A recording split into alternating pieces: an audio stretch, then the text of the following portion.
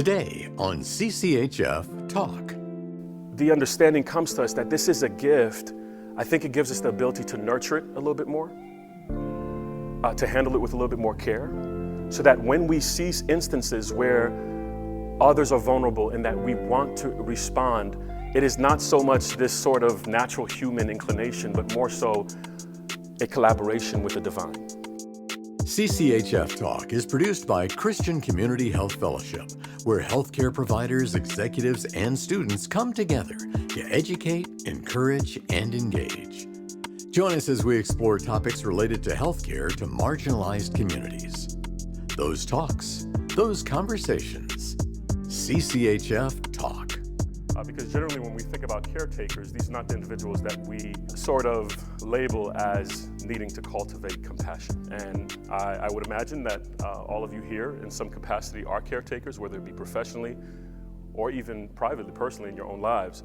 But whatever way that plays out for you, it is something that I think we all have an intuitive sense about when we hear this idea of compassion, cultivating it, that it is a resource that is waning. And I'm actually very fond and appreciative of the theme for this year's conference, this idea of thirsting, right? Because I think all of us deal with yearning in some capacity, and we're looking for resources. We're looking for the source. So when it relates to this idea of compassion, I think we all have an intuitive sense that this is something that I could always use more of, even if I am a loving person, even if I am a person that gives of myself. And so I think this is an important conversation to have, and hopefully it could be a meaningful one for you. I want to just take a moment to kind of share with you what brings me here, why this subject matter is important to me. On the screen are pictures of my family, my wife and 3 kids. We live in Southern California together. And just 2 things I want to highlight here for you. You know, germane to this conversation is I'm here representing Sac Health as a chaplain. So in that capacity, I am serving as a caretaker because I have to be present in those moments when I'm having those very meaningful, sometimes transformative conversations. I can't just show up with just surface. I have to be open to be able to connect with that person. But the other part that makes this subject matter so meaningful to me is that you'll see on the bottom corner there, my little son Ian. And perhaps you've observed that he's actually sitting on a hospital bed, which speaks to he's just a little bit over, well, he's about to be 4 in October. And in his short little life, he's had probably more hospitalizations than I care to count because he has an autoimmune disorder. So what that creates is a dynamic where both my wife and I serve as caretakers for him, also for his siblings. But when you have a child with a chronic illness, it creates a lot of unique situations.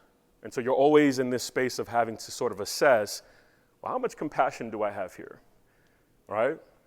Now, this is my son, so I love him and I want to give him everything that I can. But in truth, I'm always assessing and weighing because I have to divide that, right, in a way that can serve all the needs of the people that I'm in community with and have enough for when I go to work. So you can see the dynamic that creates for us. And that's why this subject matter is so important to me. So I think it's important for us, before we kind of jump into this conversation in earnest, to really kind of identify and clarify what the nomenclature is. Because when you hear the word compassion, I think probably there's, for however many people there are in this room right now, there are probably twice as much definitions of what compassion could mean. And all of them, I think, are applicable, but for the sake of discussion, I want to just be able to pinpoint what I mean by compassion when we're talking about it. And what you see here is a definition that I think works well for us, and I've kind of teased out from that definition a sort of, I guess, formula, if you will, of how compassion works. So the concern that unfolds when we witness the suffering of others and feel motivated to relieve it. So you could see that 2-part play in there. Empathy plus action is what we get when we're talking about compassion. Conventionally, the idea that people tend to connect compassion with is empathy. They kind of see them sometimes as synonymous, but it's actually quite different. Empathy is talking about the sort of evocation of emotion, right? It's what you feel. It's what just comes out of you when you witness something. It's impulsive, it's natural. But the action part is not necessarily something that comes intuitively. And you need that part there to actually call it and for it to sort of embody this idea of compassion, okay? To be compassionate individuals, however, it's important for us to acknowledge what allows us to do this in the most natural context. This chart right here comes out of a study that endeavored to kind of understand in our human experience what helps us to be sort of the most successful or the most responsive, the most humane. And what they found in the study is that generally as human beings, we kind of have a lot of stimuli coming at us at any given point in time, usually unannounced and most of the time inconvenient, right? But as long as we can stay in what's called the resiliency zone, we have a general ability to be responsive to those kind of stimuli. And honestly, in terms of resiliency zones, I'm usually forcing myself to kind of stay in it because life kind of has a way of pushing you out, right? And you'll see that in the next slide. But these are sort of the elements that sort of play into that, the sympathetic system, the parasympathetic system, they all work to kind of keep you in that resiliency zone. And when you remain in that capacity, you have the ability to operate with a high level of efficiency. Your pro-social engagement, your ability to make executive decisions, and also your ability to be responsive to situations that you see around you. And it's important to note that responsive as opposed to reactive is an important distinction here. Because to be compassionate individuals, it cannot be a reactive response. It has to be, to some extent, premeditated. A sense of these values that I stand up for are needing to be defended here, and I'm gonna go and do that. This is what it looks like, right? When we pop out of that resiliency zone. Life happens, right? A trigger or stressful event, and you have sort of these two extremes, right? It's either hyperarousal or hypoarousal, and it comes with the sort of adjacent, conditions and challenges that we struggle with as a society. And I'm sure if you look at that, you'll probably see something that you could relate to personally or someone you know could relate to, okay? These are the realities of our lives, and so when we are in these sort of extreme situations, it creates for us a bit of a kind of a calculating effect of, well, if I'm out of my resiliency zone and then I'm exposed to something that I want to be able to react to, I want to be able to act on, what resources do I have available to myself to do that? These are real conversations that we have intuitively. This is just a little chart to show you all of the ways that impacts us. So we live in a society where we're constantly bombarded by information. Anybody can relate? I remember when I was going through a stressful time and I was not able to attend to my personal inbox on my phone. And I didn't even know it was able to do this. Don't ask me why I didn't think that, but the little icon where the mail, sort of icon was, had reached above 10,000 emails. 10,000 emails. And I'm thinking to myself, there's no way I can actually bring this inbox down to zero. But I had this insatiable urge to do it anyway, right? And so I'm sitting there wherever I get a few moments to just kind of okay, well, delete this. All right, no, I don't need that. Oh, I need to respond to this. And of course, I never got anything close to zero, but that urge was still there. And that's the kind of stuff that's coming at us constantly, stimuli that's asking us to respond, asking us to interact, asking us to give a response, asking us to give input. Among other things that are coming at us, right? You see false projections there. You see overrated dangers. The way we're processing the information can sometimes put us in this hyper-aroused or hypo-aroused state and lead to, right, an actual cost. It is not a zero-sum game. These things translate to what generally is called inflammation and ultimately leads to some of the disease challenges that you see at the bottom of the screen. Now, this is a bit more anecdotal, but I think it's still worth mentioning, and maybe some of you know the actual specifics here, but I think I've heard somewhere around 90% of modern diseases are correlated to stress.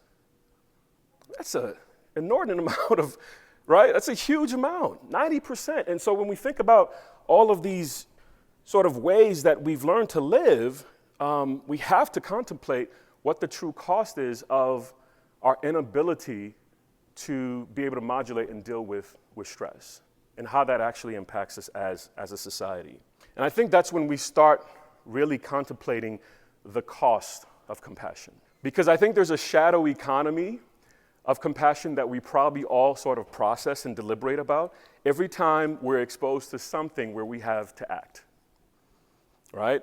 And all of you in some capacity are in a place in your community where there's something that you could act on, but you're actually sitting back and you're processing, well, I have to do this, I have to be present for this person, right? And it's there, it's happening. It's happening simultaneously in real time, and you're having to sort of weigh that out. And a lot of times we've been trained to resist this idea of extending ourselves. And here's where it gets really interesting. Because conventional wisdom says that if I am at a deficit and there's something for me to act on, my inclination is to be conservative. And even though I want to help because I'm a good person, I'm decent, I was raised well, I'll just give you my pinky. I'll just give you my pinky because at least I'm doing something, but I can't give you the whole thing, right? And that's the conventional wisdom, that if we somehow are in this state of deficit and we practice conservativeness in that respect, that we'll somehow be able to meet other challenges that are yet to come. I want to challenge that logic. And in fact, the research is actually showing us that that's not the case, that it's actually the inverse. That this idea of compassion, even though it is related to concepts of burnout, and I know that the term compassion fatigue has been thrown around here quite a bit. I think I even had that in the blurb for this presentation. But you might find, after we explore this a little bit, that the idea of compassion fatigue is a bit of a misnomer, right? Because compassion is the combination of empathy plus action. So in reality, when we're talking about compassion fatigue, what we're probably really talking about is empathy fatigue. Because that's really what's needed in that moment for us to act out and be able to respond to some of the challenges that we face in our communities and in the world at large. But when we are able to understand that our capacity for compassion is rooted in our ability to cultivate deep empathy, not only for ourselves, but for our society, there is a natural unction to be compassionate. There's a natural capacity to be responsive to our problems and our challenges in society, but we have to cultivate that sense of empathy. What's profound about the research is that they've actually done brain scans using functional MRIs. In these brain scans, I think the way it works, I'm not a scientist, so I'm not going to pretend to be, is that it sort of looks at the cerebral blood flow, and so wherever the blood is flowing in the brain, that's kind of where activity is happening. Sort of a crude, description of what they're doing there. But in these brain scans, they're able to see that when we are exposed to images of people suffering, that our pain centers in our brain actually wake up, actually light up. Right? Now, that may not be surprising to you, but it actually, I think, is a powerful statement because it shows that when we say, wow, that hurts watching, or, I feel your pain, that's actually physiologically supported, right? So we have a deep and physiological capacity for seeing suffering and wanting to do something about it. Here's where it gets really interesting. The same study showed that in the brain scans that when that situation is responded to, meaning when there's an action on it to resolve it, that the reward centers of your brain light up. So it seems as if there's a construct built in us that when we see others suffering and we're able to respond to it, that there's this natural sense of response that is healing. So in some ways you can say empathy is pain, but compassion is healing. Compassion is the opportunity for us to resolve the pain that we feel when we see somebody else suffering, which I think connects to the implication I made just a moment ago that when we say compassion fatigue, what we probably really mean is empathy fatigue, because what really happens is that when we are constantly bombarded by images and situations that we cannot respond to, it creates a dynamic within us that essentially drains us. One of the biggest challenges, I think you might agree, of the pandemic that we all just went through is that we were constantly exposed to situations where we were bearing witness to people suffering and we felt helpless. We felt helpless. I remember growing up as a kid watching some of these commercials of distressed children in very impoverished situations. And obviously I was a kid, so I couldn't really respond to the call to action that was being made in those commercials, which is, can you give us some money? But I remember feeling so helpless seeing that, because all I could do is just watch it in that moment, and I can't really do anything to interact with that person to change the outcome. And what it created in me, I think, was intuitive, even if a little bit crass, I think, the way I might see it for myself, which is that whenever those commercials came on, I changed the channel. Not because I wasn't empathic, not because I didn't feel the pain, but in fact, because I felt the pain and I could not do anything about it. This concept evolved from a Center for Contemplative Science and Compassion-Based Ethics at Emory University. This is actually where I had the unique privilege of being able to do my pastoral education. And it's called Cognitively Based Compassion Training, CBCT, which is the mechanism that they created as a way of responding to this sort of idea of empathy lacking. How do we cultivate empathy so that it becomes a natural response to act out when we are in situations where we need to respond? And so I'll just read the definition for you, just to get a sense of what we're talking about here. CBCT emerged from an Indo-Tibetan Buddhist tradition called Lojong, meaning mind training. Combined with insights drawn from psychology, neurobiology of emotions, and social sciences, the framework was intentionally secularized to be useful for individuals of any or no faith tradition, okay? And that's an important point to make. Obviously, you know, the idea of if you will, ecumenism is not something that I think everybody's comfortable with. We honor a lot of different faith traditions, but to be able to just take the concepts within Lojong, secularize them so that we can engage with them as Christians or people of any faith tradition or no faith tradition, I think is a meaningful one. And I'll share that from a Christian context, why that could be meaningful for us. The general primary tool that's used here is meditation, and I'll share a slide here in the next page that shows you the benefits of meditation. But that's the primary tool. CBCT cultivates cognitive habits through 6 contemplative modules meant to train the mind with the skills and perspectives that generate compassion.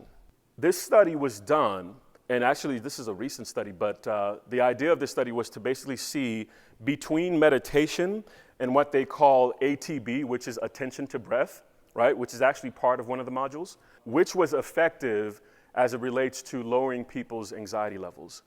And what we were able to see, right, through these MRI scans, right here, this is just attention to breath. How impactful was attention to breath after 20 minutes of exposure to meditation?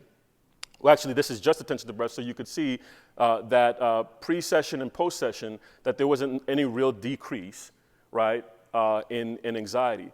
But in all the instances where meditation was included, or it was just meditation, or meditation and attention to breath, you could see a significant decrease of anxiety. And so meditation, in the sense of how we can use it to address some of our stress and the ways that we cope with different things that happen to us in life, is an effective tool, as this study has been able to illustrate. I wanted to also share with you, again, from a Christian context, this idea of mind training. Right? Does it have a place here for us? Obviously, within our faith, there are plenty of texts that I could probably reach out to, but these 3, I think, speak powerfully to what it is that we're endeavoring to do here as people of faith. These are actually 3 of my favorite texts. All of them are from Paul, and I think they speak powerfully to this. Philippians 4:8, finally, brothers, whatever is true, whatever is honorable, whatever is just, whatever is pure, whatever is lovely, whatever is commendable, if there is any excellence, if there's anything worthy of praise, think about these things. Romans 12:2, one of my favorites. Do not be conformed to this world, but be transformed by the what? By the renewal of your mind. That by testing you may discern what is the will of God, what is good and acceptable and perfect. 1 Timothy 4, verse 7 and 8. Have nothing to do with irreverent, silly myths. And what would you fit into that if you were to sort of parenthesize that silly myths? What would you fit into that? What qualifies as silly myths in your context, right? Rather, train yourself for godliness. And if you look at the text here, Paul is sort of juxtaposing spending time consuming in silly myths versus training yourself in godliness, he's talking about the mind.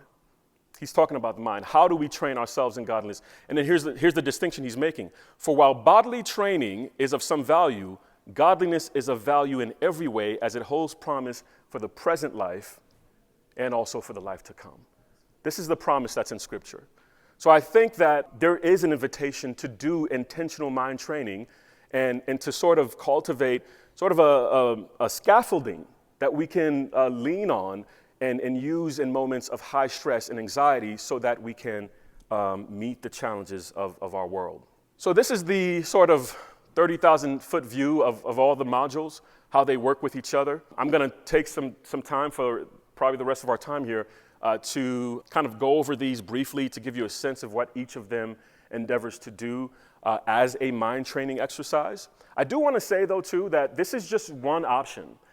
If you do enough even a cursory research on Google, you'll find that there are other institutes that are providing other mechanisms. It's the same general principle, which is that by engaging through meditative exercises, mental meditative exercises, that we could actually cultivate that, scaffolding in our minds that create the capacity to be responsive as compassionate individuals. So that's just sort of a general view of how each of them work together.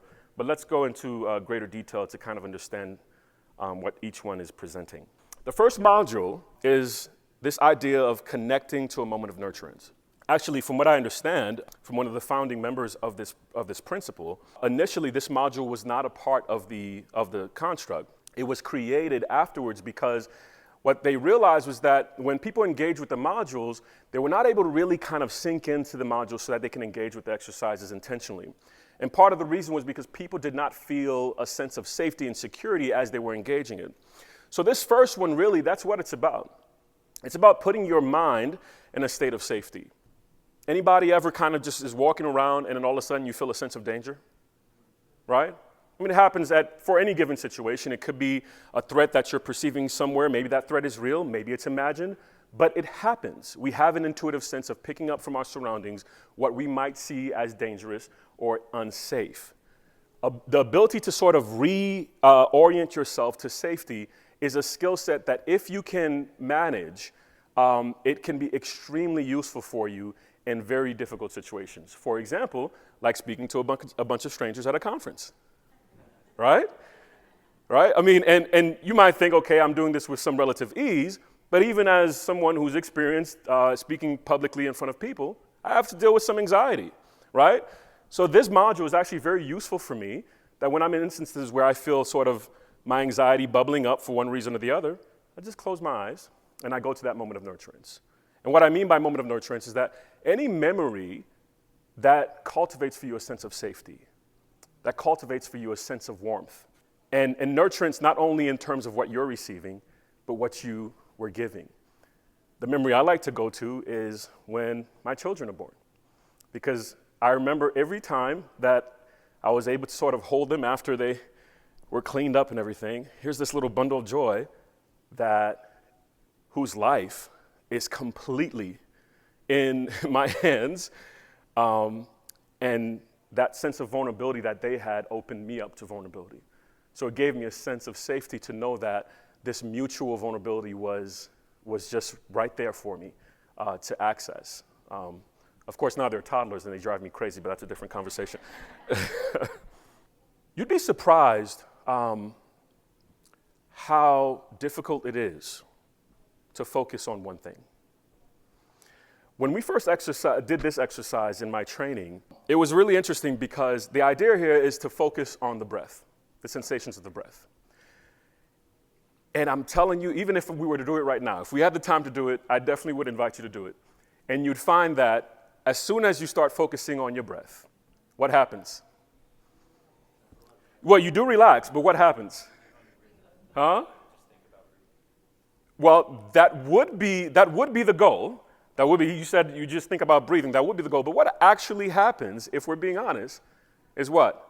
Our mind just wanders away and starts thinking about something else, right? That ability, that skill set to be able to focus on one thing is actually what the goal is here. Because we don't realize it, but that when we are sort of engaged in life, thoughts kind of come in and bombard us. And we could be doing something that's very important that requires our attention and our stability in that space. But those thoughts come and invade and they completely disrupt what we're doing. Or they share something that's not only undermining what we're doing, it actually creates a sense of insecurity, and so we're not able to do it effectively and be fully present to the moment. So being able to exercise that sort of breath training and paying attention to the inhalation and the exhalation is a very, very difficult skill to cultivate, but it's one that can be immensely rewarding if you endeavor to do it. I find that, and this was it was good to have somebody there kind of consulting me as we were training this, because when your thoughts do what it will inevitably do, which is kind of think about, oh, I got to do this, and oh man, what happened to sister so-and-so and whatever, it just goes. What our facilitator said is that just gently, just bring it back and focus back on the breathing. Focus back on the breathing. And it's going to go again, just gently pull it back, right? Over time, what you start to see is that you're able to hold it longer, right?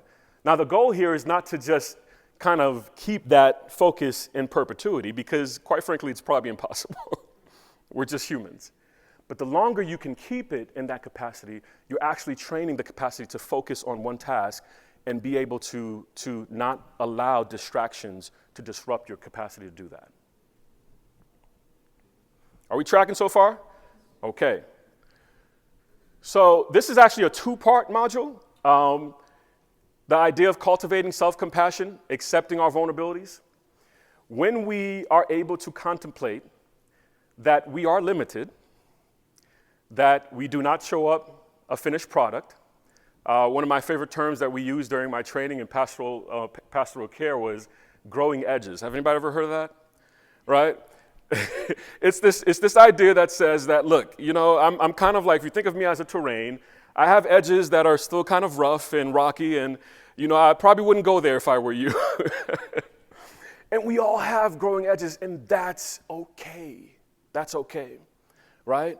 We have a society construct that tells us we have to show up complete, we have to show up perfect, we have to show up unblemished. It is not true. It is not true. Our ability to contemplate our own vulnerabilities begins to create the space for us to accept the vulnerabilities of others. And the extent to which we can do that really has a profound impact on our ability to be in spaces where we might feel insecure and not have to project something that is untrue. We have setbacks, right? We have limitations. And when I like this bottom part in terms of the enduring capabilities that come out of this module. When we apply a systems thinking perspective to setbacks, understanding that there are many contributing factors to any outcome not within all our control. How many times when something goes wrong, what happens? We start.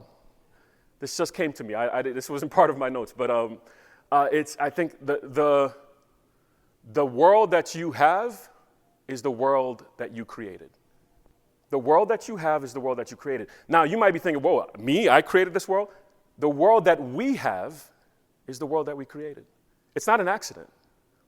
There were intentional choices that led to these worlds and also intentional realities and limitations. Accepting that is the beginning of being able to shift our paradigm. So this is the second part of that module. How do we find meaning in our vulnerabilities? What's the purpose of them? One of my favorite things in the business space or any kind of organizational context is what they call the SWOT analysis, right? You all acquainted with that one? And what I like about the SWOT analysis, obviously we have strengths, we have weaknesses, but man, can we talk about opportunities, right? And how can we truly understand our opportunities if we don't take a full assessment of our strengths and our weaknesses?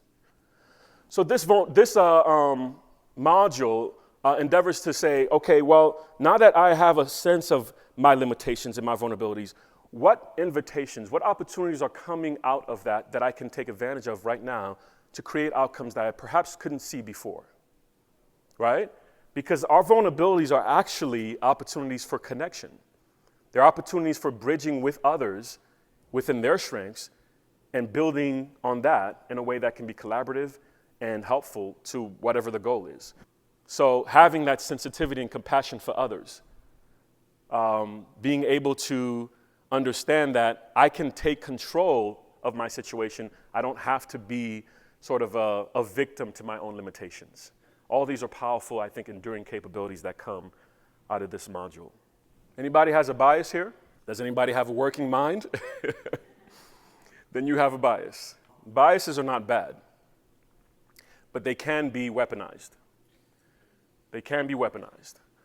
I don't think anything has taught us more about our common humanity than what we experienced a few years ago in the pandemic, right?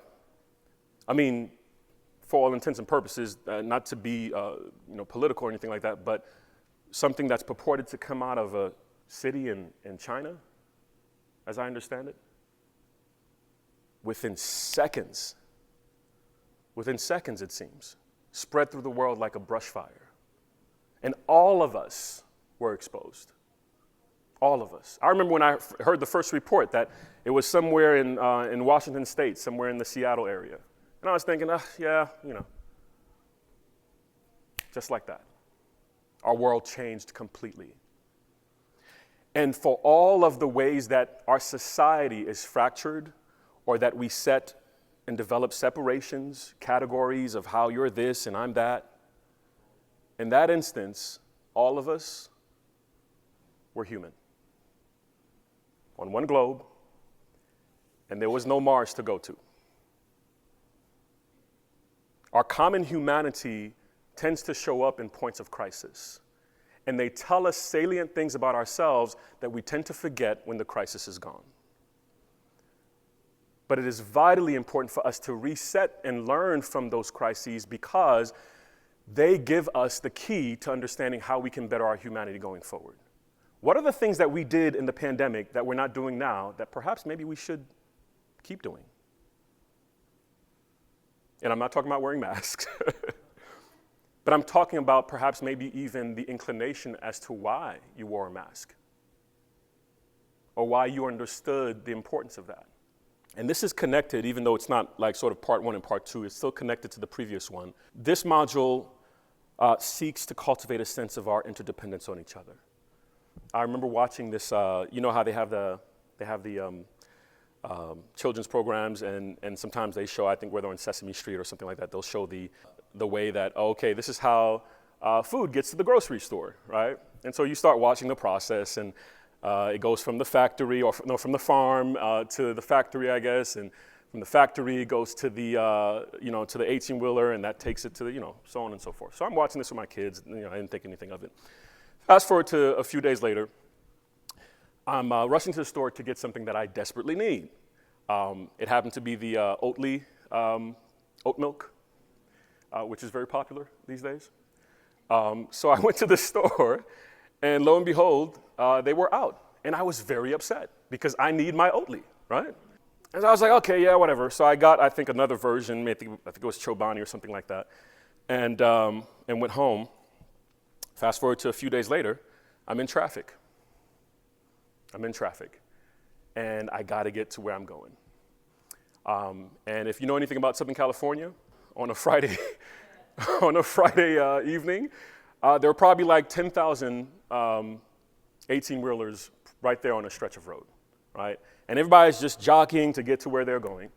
And I try to make a move with my little car, and this 18-wheeler, they can be a bit bullying sometimes, I'm just going to say that.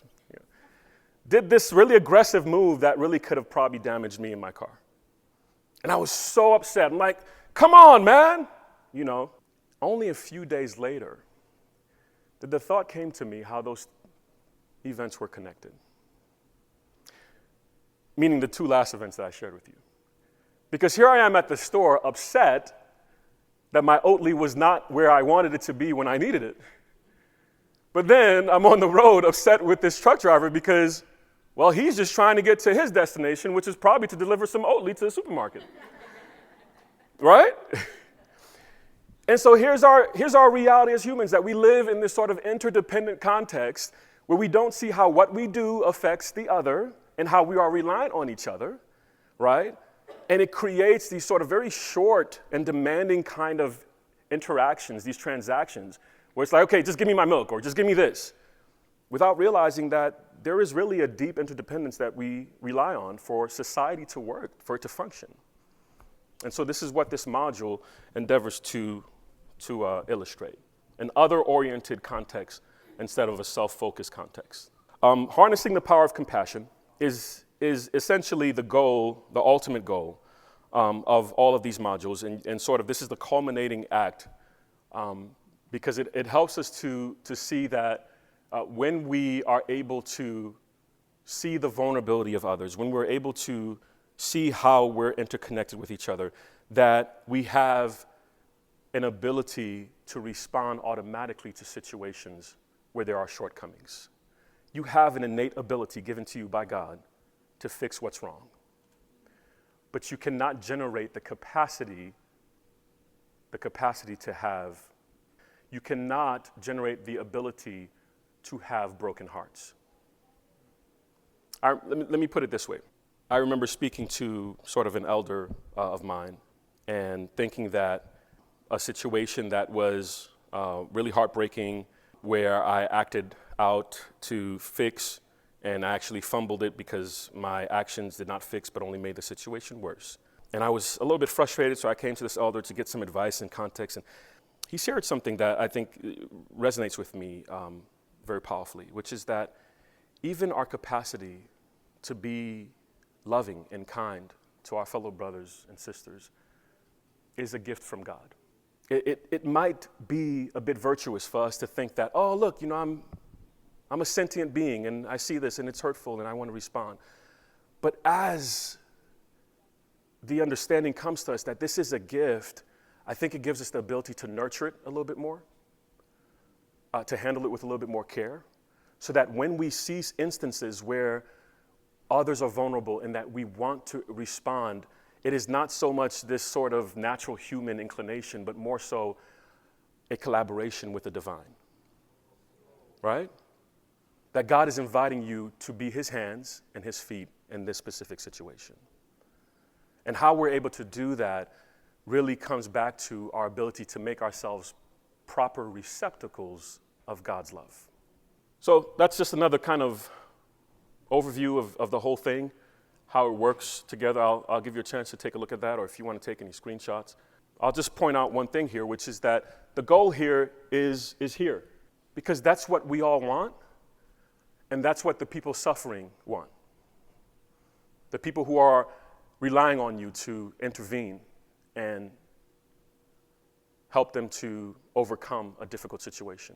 We're all just wanting well-being. So if it's not giving you that, then it's not useful. I wanted to share with you probably some more, kind of heady stuff, but I think it's still important to share maybe some of the impacts of this in terms of the research. CBCT is actually one of the most researched modules, and that could be in part because it emanated from Emory, which is a very large research institution, but it does have a lot of research backing it, and these are just some of the ways that it's impacted in the research. This is obviously more kind of a cursory list, but I think it's still one that's worth looking at. Depression, loneliness, PTSD, self-compassion, hopefulness, these are places where it decreases and increases. So here, right here are just the two studies that I wanted to kind of elaborate on with you. The effect of compassion meditation on neuroendocrine and innate immune and behavioral responses to psychosocial stress. And so early studies are suggesting that CBCT would positively influence key blood-based biomarkers of stress and inflammation. Obviously, there's still future studies that need to be done to sort of validate some of these findings, but it looks very promising.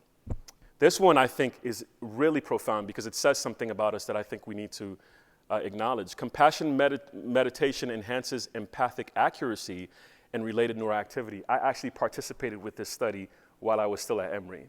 And basically what they were doing was showing, after we did the CBCT, how much more able were we to discern, like they would show us image of people's affects and different sort of stages, how much more were we able to discern whatever the emotion we were seeing, right? And so there's actually, the study was able to show that CBCT may improve the ability to interpret facial expressions along with increasing activity in parts of the brain associated with empathic reason. So basically, in layman's terms, CBCT seems to be helpful to help you to be more attentive and attuned to what's going on around you.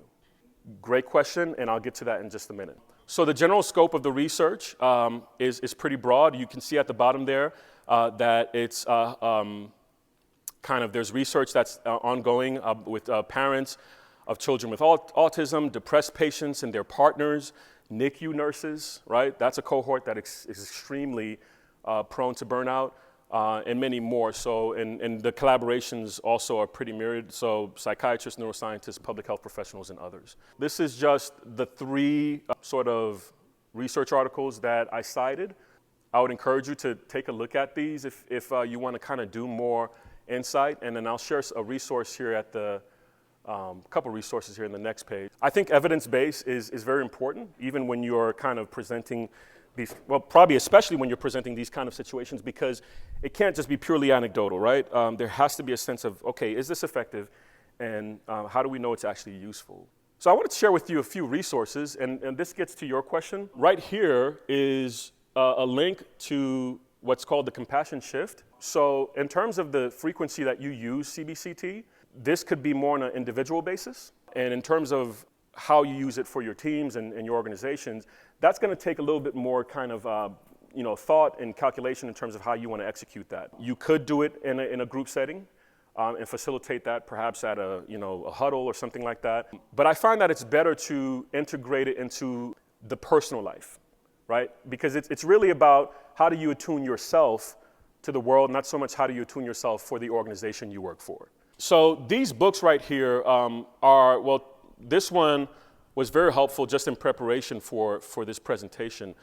Written by the same individuals. This second one, this one is written for healthcare systems. So I think you'll find a lot of interesting insights about how compassion is useful, not only in integrating into health systems culturally, but also the impact of it even from a cost standpoint. There's actual research that's showing that compassion integration into healthcare systems improves outcomes significantly and saves a great deal of money in terms of patient compliance. I think don't quote me on this, but I think there's about $100 million in cost savings that can be had if we were to be more compassionate in the way that we integrated our care. And that relates to money lost from appointments not being kept, from medications not being taken, all these different kind of patient compliance issues that I'm sure you all deal with in some capacity. My main goal was to be able to invite you to consider, as caretakers yourselves, how you can integrate something like this, a model like this, into your lives to help you to continue to be productive in the work that you're doing. Because the work is massive. I mean, if I can quote Jesus in sort of a interesting way, the poor will always be with you. The disenfranchised will always be with you. The unfortunate will be always with you. But our ability to attend to ourselves is a primary part of being able to respond to that in a way that's effective. And I hope that that's the one takeaway that you'll take from this presentation. Can we pray together? Okay. God, we're so grateful for this opportunity. It's not lost on us that this is not the panacea. We have not fixed the world's problems. But if we can just make some incremental progress, we will be so grateful for that. I'm so grateful for everyone here and for the places that they serve, just with so much that they give every day. And I know that while you invite us to do that and you encourage us to do that, you also incline us to do what you did, to steal away for a little bit and to reconnect with the things that really matter, to reconnect with you. And so my prayer is that everyone here within the sound of my voice will find that point of connection with you, and that it will invigorate them to continue to serve these God-sized problems and hopefully wait for God-sized solutions. Thank you for your grace in these spaces, we pray. In your name, amen. Thank you so much. God bless you. Thank you. Christian Community Health Fellowship exists to encourage, engage, and equip Christians to live out the gospel through healthcare among the poor and marginalized. If you enjoyed listening to CCHF Talk, make sure you follow, like, and share on Apple Podcasts, Spotify, Deezer, or wherever you find your favorite podcasts. To learn more about Christian Community Health Fellowship, visit cchf.org and follow us on Instagram, Facebook, and YouTube. Join us next time for another episode of CCHF Talk.